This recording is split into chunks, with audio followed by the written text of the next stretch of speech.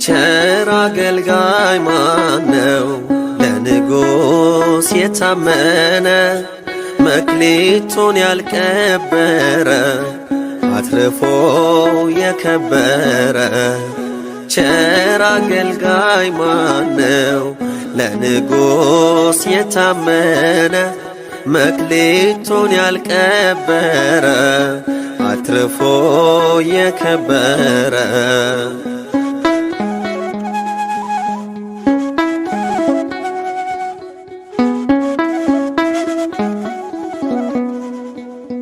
ባለ አምስቱ መክሊት መልካም ያደረገው በመውጣት በመውረድ አትርፎ መጥቶ ነው። በጥቂቱ ታምኖ በብዙ ተሾመ።